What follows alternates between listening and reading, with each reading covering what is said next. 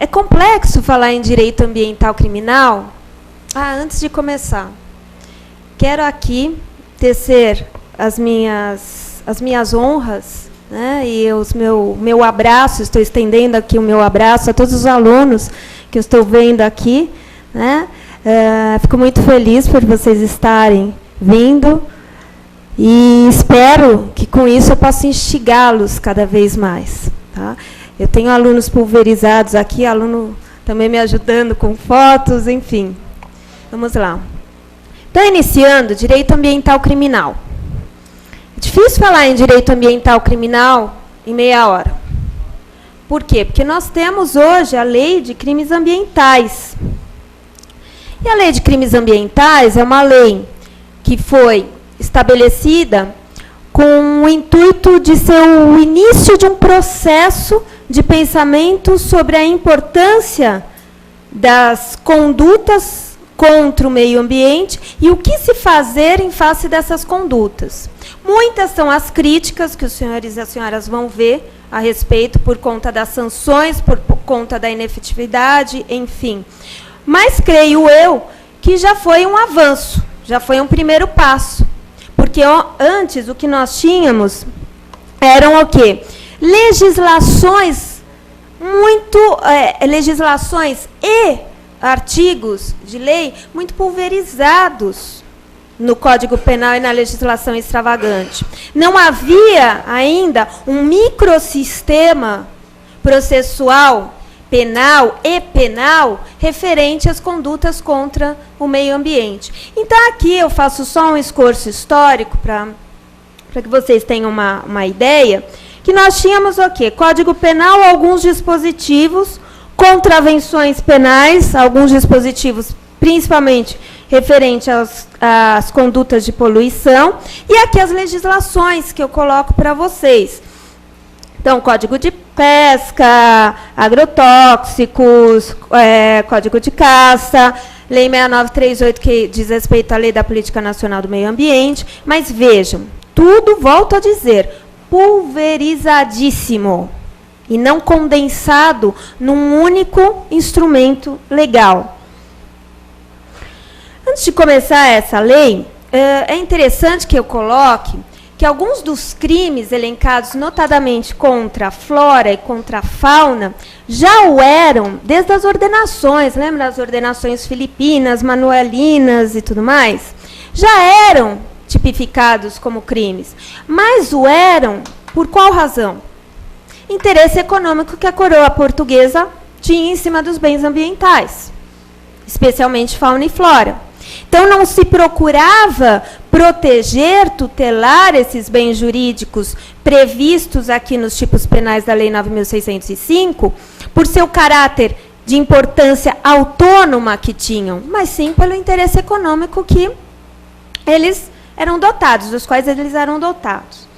Bom, entrando na legislação específica, nesse microsistema penal e processual penal, referente às condutas típicas contra o meio ambiente, eu entro na Lei 9.605/98. Ela é dotada de 82 artigos, 8 capítulos. Dentre eles existem o primeiro capítulo, que diz respeito às disposições gerais, aplicação da pena, apreensão do produto e do instrumento, ação e processo penal, crimes e crimes. Vejam, 82 artigos. Não dá para eu falar em, agora, 25 minutos, os 82 artigos. Então, qual que é a minha ideia?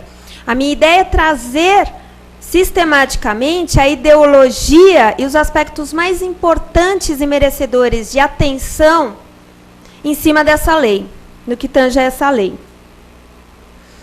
Vejam, crimes, bens jurídicos, fauna, flora, poluição, saúde humana, ordenamento urbano e patrimônio cultural, que a doutora Regina aí vai expor, tutela jurídica do patrimônio cultural, e crimes contra a administração ambiental. Ou seja, nesse último, notadamente, se viu a necessidade de tutela de algo chamado ética. Ética administrativa, o que é extremamente importante, principalmente quando a gente fala em meio ambiente.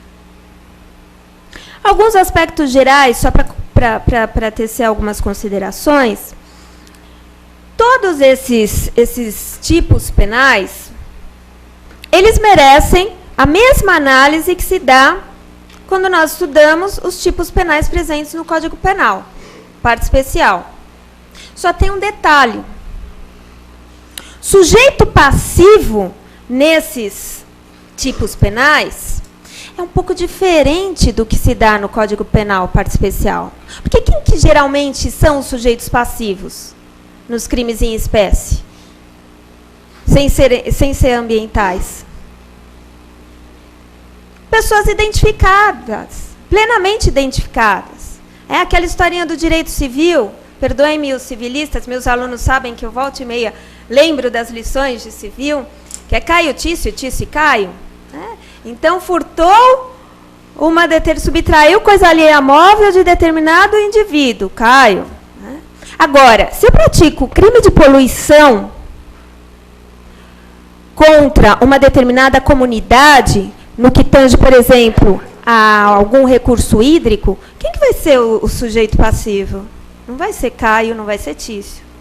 Vai ser toda uma população, um número indeterminado e expressivo de pessoas dentro de uma coletividade.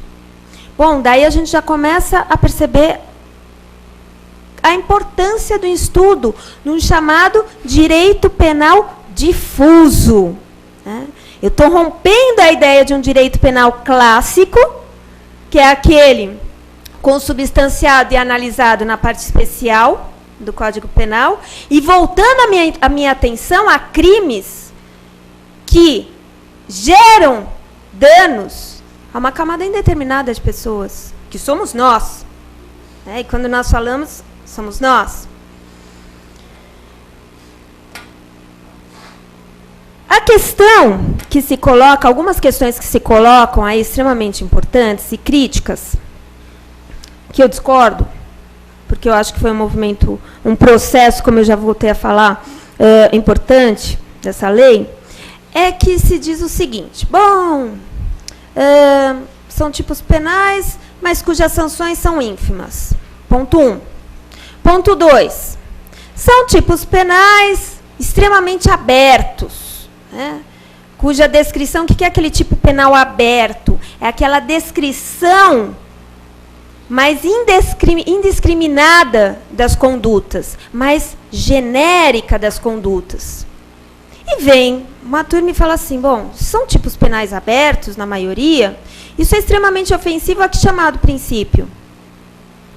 Vocês, alunos meus de processo penal, princípio da legalidade estrita. Né? A necessidade da descrição completa dessas condutas. O que eu articulo contra essa argumentação data máxima vênia de quem assim não entenda? Claro que tem que ser tipo penal aberto. Como que eu vou, aliás, eu, legisladora, como que eu poderia prever todas as formas delitivas que podem ser praticadas contra o meio ambiente? Contra a flora, pensem contra a flora. Pensem em crimes de poluição. Como e quantas formas eu posso vir a realizar uma poluição sonora, hídrica, visual e assim sucessivamente. Então, o legislador ele se viu permeado dessa necessidade de se criar descrições mais genéricas para que as condutas pudessem o quê? Serem subsumidas. Porque, afinal de contas, qual é o bem jurídico maior que se tutela? Já havia falado aqui em alguma das exposições. A vida. A saúde. Uma outra crítica, ponto 3, que se faz é o seguinte. Toda conduta contra o meio ambiente não deveria ser analisada ou ser sancionada mediante direito penal. Deveria, sim, sê-lo perante qualquer outra área, direito civil, direito administrativo, porque direito penal existe uma ideia muito clara hoje, que é a ideia de direito penal ser a última ratio, O que é a última ratio? Eu só tipifico condutas, hoje, principalmente no século XXI, quando essas condutas versarem ou violarem bens jurídicos relevantes à nossa sociedade, à preservação da nossa sociedade. E aí eu pergunto, às senhoras e aos senhores, será que tutelar o meio ambiente não é tutelar a saúde e, consequentemente, o bem maior que nós temos, seja essa saúde física, seja essa saúde psíquica? Então, está de acordo com esse entendimento de ser a última ratio, uma vez que meio ambiente se tutela a vida. E é interessante porque eu tenho alguns colegas que são criminalistas e volta e meia, só que para uma tendência de análise tão somente sobre o campo do direito penal clássico, e eles falam, mas você vai tutelar o quê? Que você vai... Que você pisou na graminha, né? Aquela velha frase. Não, depende. O que você entende por graminha? Esse é um primeiro ponto, né? E segundo, o meio ambiente é muito mais que o meio ambiente natural só, fauna e flora. É o meio ambiente que vocês estão vendo aqui desde de manhã. Meio ambiente artificial, cidades, função social das cidades, meio ambiente cultural, que a doutora Regina vai falar, patrimônio cultural, identidade de um povo, meio ambiente do trabalho, que o doutor Wagner colocou, saúde do trabalhador, meio ambiente genético, questões referentes a todo o patrimônio genético de uma humanidade, que o homem, por vezes, me parece que tem uma tendência em querer brincar com isso. Né? Enfim, uma outra crítica que se coloca é que muitos dos crimes são crimes de perigo. O que são crimes de perigo? São aqueles crimes que se consumam pela simples situação de perigo, por isso eles são de perigo. Ou seja, não se faz necessário para a sua consumação um resultado efetivo. Então, basta a simples tentativa de. Né? Pensar-se em já é um crime de perigo, nesse sentido. E por que o legislador colocou tantos crimes de perigo na lei? Qual que é o princípio maior do direito ambiental? Princípio primeiro do direito ambiental: prevenção. Eu primeiro penso na prevenção, depois eu penso num poluidor pagador, depois eu penso numa responsabilização, numa restituição, numa recuperação, enfim. Porque nós sabemos que muitas vezes a situação não vai retornar ao que era. Não dá para se falar num status quo ante. A maioria dos doutrinadores também entende que há uma expressiva quantidade na lei de crimes ambientais dos chamados elementos normativos do tipo. O que são os elementos normativos do tipo? São elementos que, para que sejam identificados, passem pela convicção do juiz. Então, o juiz precisa se ater a certos elementos para chegar a uma conclusão. Exemplo, permissão. Então, caçar, perseguir, a gente vai ver. Apanhar sem permissão, ou licença da autoridade competente.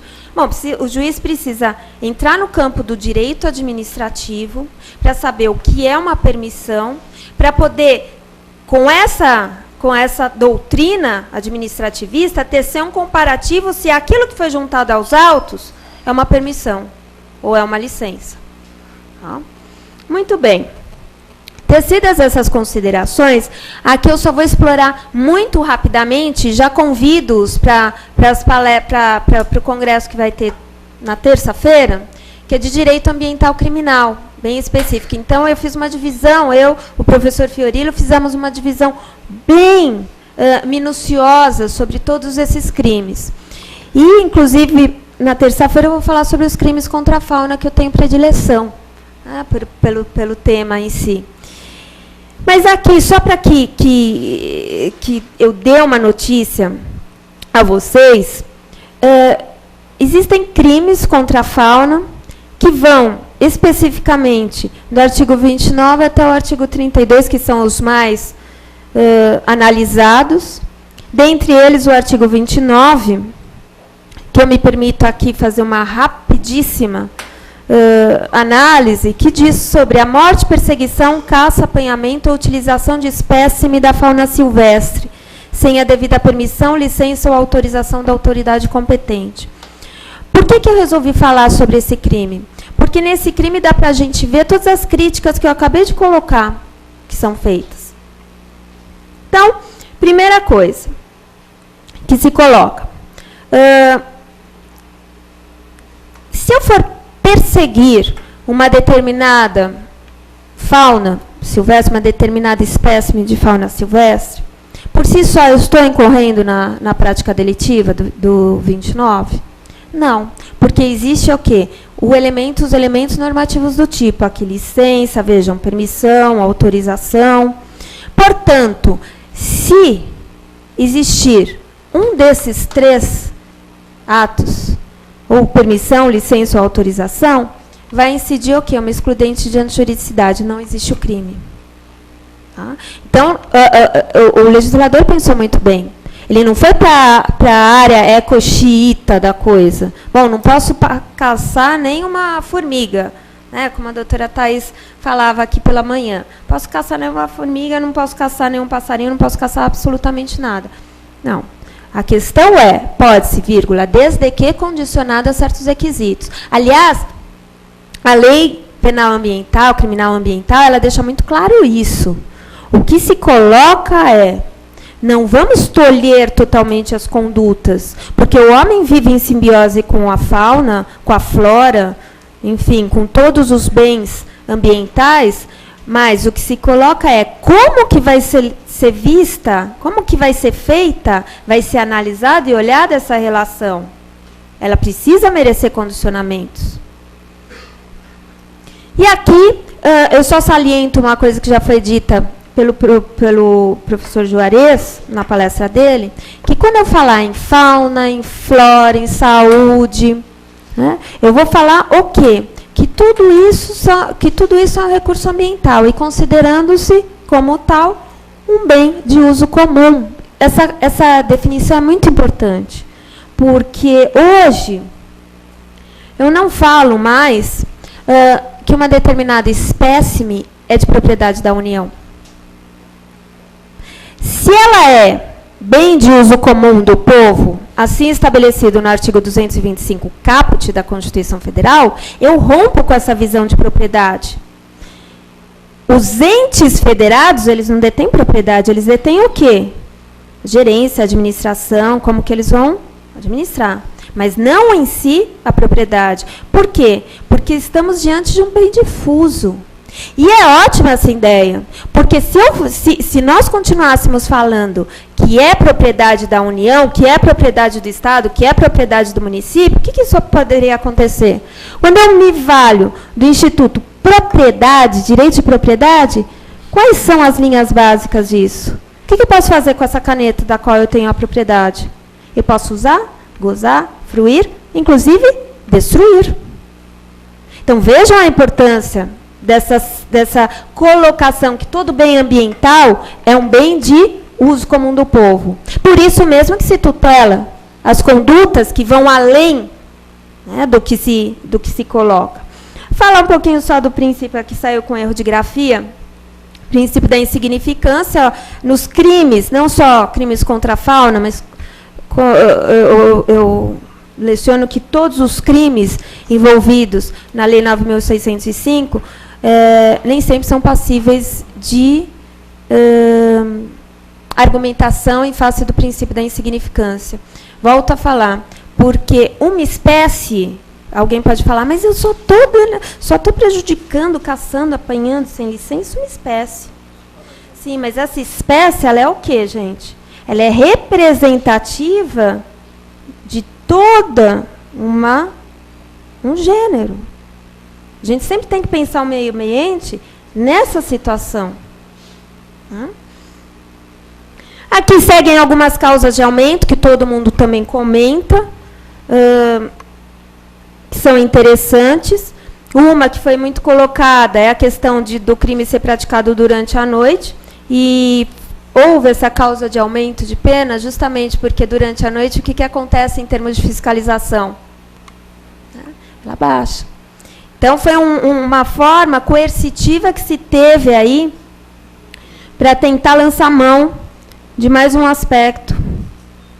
Causas de extinção, só para vocês terem uma ideia que existem as causas de extinção, como reparação do dano ambiental e perdão judicial. Perdão judicial é muito interessante, previsto no artigo 29. E aqui eu já vou para o artigo 32, que se fala tanto. Crimes de abuso, maus tratos, ferimento, mutilação de animais. Eu estou extremamente envolvida nessa causa. O doutor Juarez até colocou. Bom, mas eu acho que a gente, antes de proteger um animal, a gente protege uma criança. Eu vou falar, eu protejo os dois, né, que eu sou voluntária em duas frentes diferentes. Mas, não obstante, argumentando que eu fosse por uma das frentes, eu estou fazendo alguma coisa, pelo menos por uma das frentes. O problema é não se fazer nada em nenhuma das frentes. Né? Esse que é, isso que eu sempre falo para os meus alunos. Falo, gente, não interessa em qual frente, mas faça, do it. Né? Que já vai estar fazendo alguma coisa. E esse crime, hoje, vem tramitando um projeto, do qual eu vou analisá-lo bem na palestra de terça-feira que vem, de Direito Ambiental Criminal, Crimes contra a Fauna. E só para vocês terem uma ideia, é um tipo penal tão interessante em termos de estudo, mas tão triste em termos de prática, que nós vemos diversas situações cuja sanção é extremamente diminuta. A notícia, crimes dessas práticas nem sempre são levadas a sério, justamente por conta disso. Bom, existe um dano ofensivo a uma pessoa humana, que já não está sendo buscado por N motivos. Eu vou tentar buscar, né, a autoria e materialidade de um determinado crime contra um animal. Né? Então, é a necessidade também da gente começar a modificar a consciência que nós precisamos, que Lincoln já falava. Lincoln, Albert Einstein já falavam, bom, se você não consegue respeitar qualquer ser vivo, seja ele animal ou vegetal, você muito menos vai respeitar o próprio ser humano.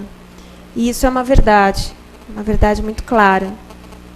E dentro desse aspecto, nós podemos estudar a questão de rodeios, a questão de cultos, utilização de animais em cultos, a questão da vivissecção, que hoje é tão analisada profundamente, mas que ficam para cenas dos próximos capítulos, certo? De terça-feira, que eu espero encontrá-los novamente aqui. Vejam, e depois seguem crimes de pesca ilegal, pesca predatória, provocação de perecimento de espécies de fauna aquática, enfim. Crimes contra a flora. Eu fui narrando cada um desses crimes, porque vai ser absolutamente impossível eu entrar na análise de cada um deles. Mas apenas para que vocês tenham uma notícia dos crimes em si que tem. Então, referente à destruição de floresta de preservação permanente, de vegetação primária ou secundária, de corte de árvores em floresta de preservação permanente, unidade de conservação e assim por diante. Aqui eu só faço uma ressalva interessante e lúdica, nesse fim de tarde de sexta-feira 13. Né? Por quê? É um artigo frankensteiniano. Eu sempre brinco e falo que é frankensteiniano. Vejam, a gente aprende desde o primeiro ano de faculdade que tem que ter o caput, seguindo o caput tem que ter o quê? Os parágrafos, depois as alíneas, bacana. Vejam o que aconteceu. Eu falo que é lúdico.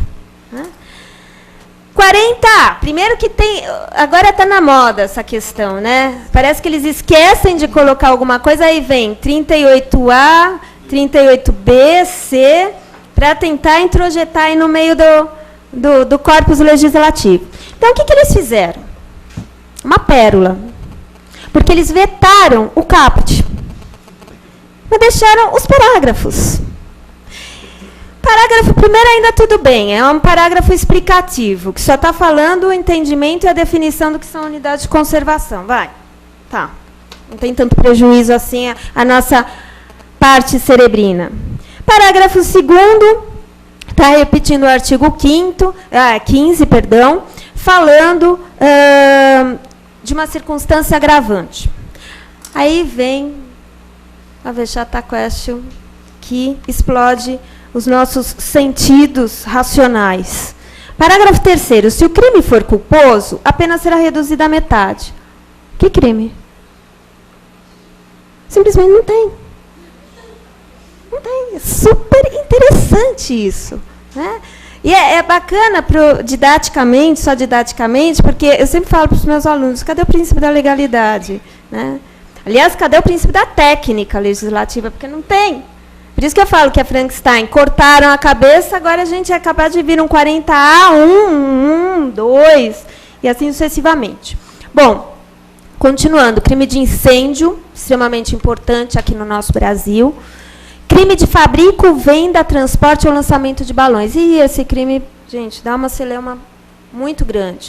Né? Porque se discute que tipo de balão.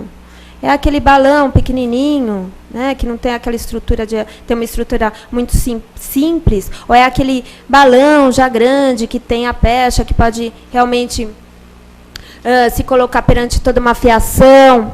A lei não estabelece. Mas, pelo princípio da prevenção, suponho eu, que sejam balões lato sensu. Mas, enfim, é uma dúvida que eu lanço aqui para vocês, que até hoje não se chegou a uma conclusão. Crime de extração mineral ilegal, corte de madeira de lei, isso aqui é extremamente importante. Madeira de lei são aquelas madeiras mais rígidas que nós temos, em termos de construção civil. E de recepção ou aquisição de madeira ilegal. E vejam, continuo aqui, né? Crime de destruição de floresta protetora de dunas e mangues, extremamente importante.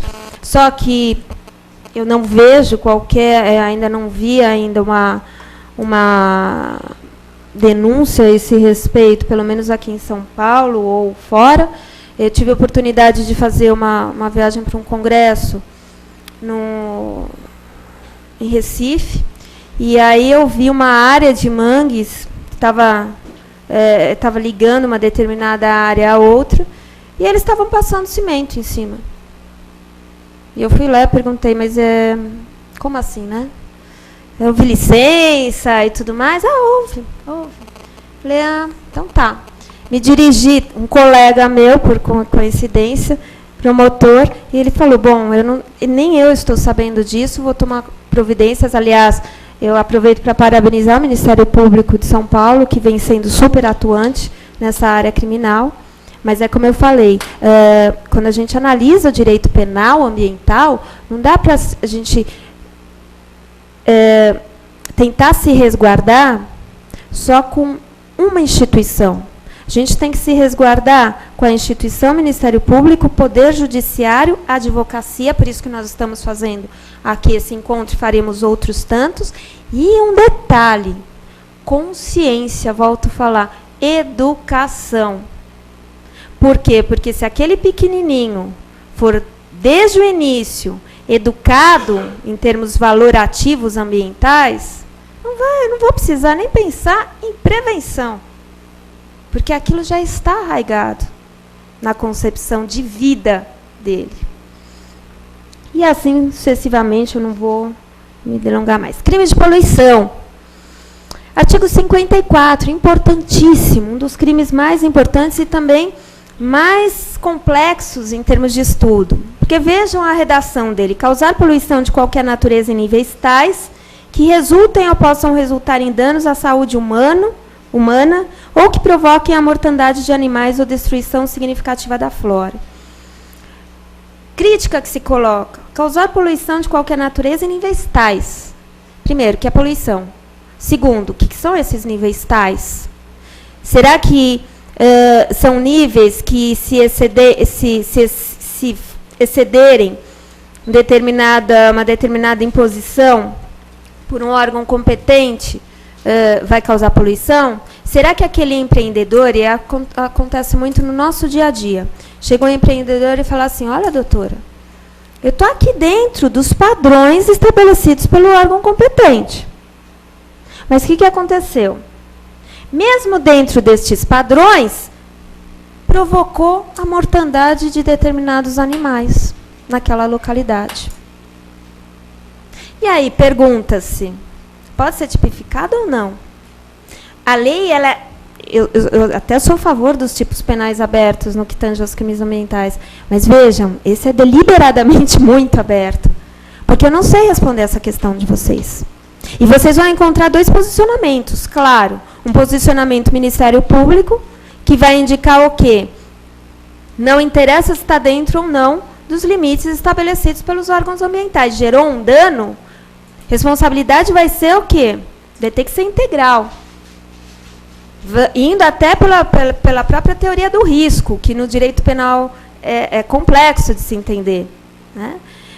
Eu, como advogada, eu vou falar, bom, está dentro, respeitando, não tinha condições de previsibilidade da ocorrência desses danos, por isso mesmo que o próprio órgão competente estabeleceu esses níveis, e a briga vai ser estabelecida no judiciário, e quem vai responder é o Poder Judiciário, que esperemos que se debruce na área ambiental.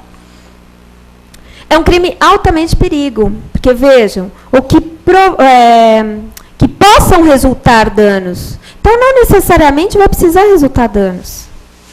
Qualquer empresa, portanto, que tenha uma atividade potencialmente poluidora, ela pode muito bem recair aqui nesse tipo penal. Porque a probabilidade de poder resultar em danos é muito grande. Principalmente em determinados segmentos. Então, eu trabalho com segmentos de lubrificantes, de derivados de petróleo, químicos e tudo mais. Enfim.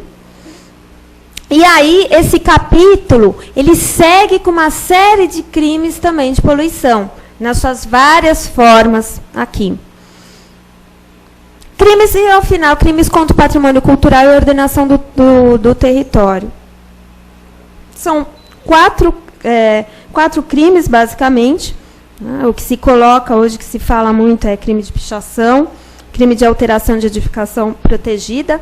Então, são os espaços ambientalmente protegidos, tombados e tudo mais, cujas sanções ainda, a meu ver, precisam ser revistas, vamos ver o que vai acontecer, e muito bem aplicadas, porque qual que é a melhor sanção para quem picha um determinado monumento?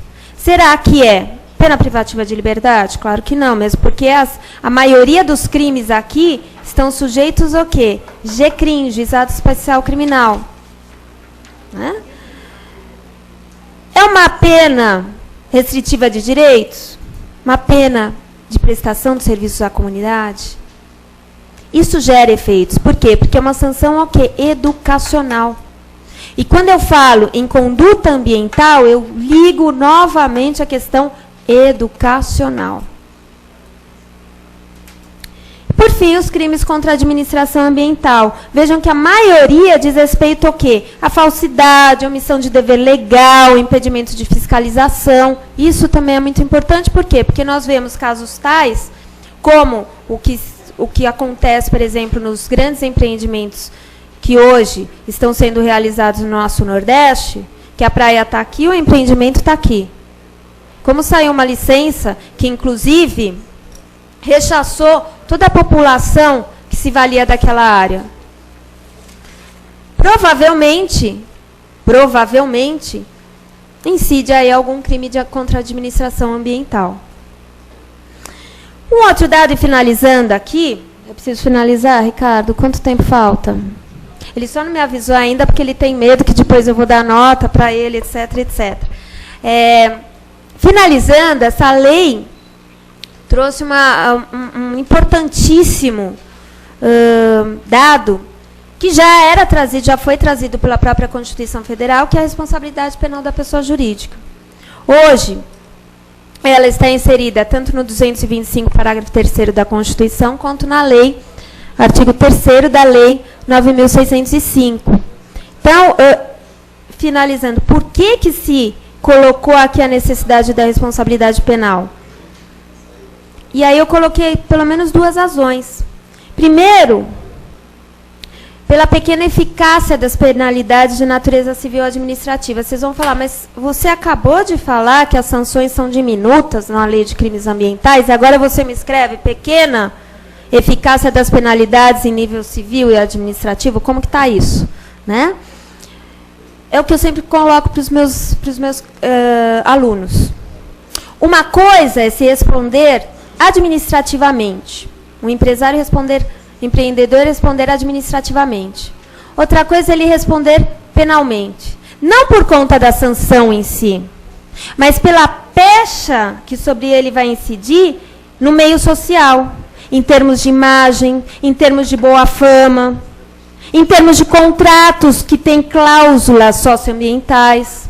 Então, nesse aspecto, o direito penal ele vai proporcionar uma eficácia coercitiva. E um outro dado que se coloca, né? Poxa, se a pessoa jurídica tem existência jurídica própria, ou seja, ela pode, de per si, realizar atos na vida civil, atos no meio civil, por exemplo, para a realização de contratos, ela não poderia fazer para a realização de atos ilícitos? Claro que poderia. Então, essa questão não há possibilidade, a gente também precisa rever. E aqui eu teria mais algumas coisas para falar a respeito da responsabilidade penal, responsabilidade penal da pessoa jurídica, mas vamos deixar para outra ocasião. O importante aqui é vocês saberem que é plenamente possível, dentro de uma linha do que eu já falei de direito penal difuso, possivelmente passível de ser aplicada, sob termos outros diferentes do que nos dá o direito penal clássico, como, por exemplo, no que tange a culpabilidade, que a culpabilidade no direito penal clássico é extremamente individualizada, é um juízo de valor muito individualizado. E aqui, no direito penal difuso, a culpabilidade está muito ligada à questão da responsabilidade social, ou seja, a vontade, a empresa teve efetivamente a vontade de praticar um dano ao meio ambiente, certo? E, finalizando, prometo, vejam que eu tinha trazido aqui como boa professora, trouxe um bom material, mas eu trago essa imagem, que foi um colega que me enviou, e é para a gente parar para pensar um pouco, é um entardecer, né? Ou pode ser um amanhecer. Tudo vai depender da visão que a gente tiver, que a gente queira ter a respeito do andamento da nossa vida acadêmica, da nossa vida pessoal, da nossa vida em termos de estudiosos, principalmente vocês, estudiosos, iniciadores dos estudos de direito ambiental. O que eu quero dizer com isso é, os dados estão sendo colocados. Os dados fáticos estão sendo colocados, os dados legislativos estão sendo colocados, os dados doutrinários vocês que vão fazer. Então, eu espero que essa imagem que eu coloquei não seja o de um amanhecer de pensamentos, mas que seja, aliás, que seja de um amanhecer de pensamentos, que seja iluminado e que nós possamos, e vocês principalmente, porque eu já estou, né, mais ou menos, já sou, se o professor Luiz falou que ele é velho, eu sou Matusalém, eu me formei bem depois dele. Mas, enfim, que nós possamos nos valer aí das cabeças pensantes, que são vocês, para esse novo amanhecer. Muito obrigada.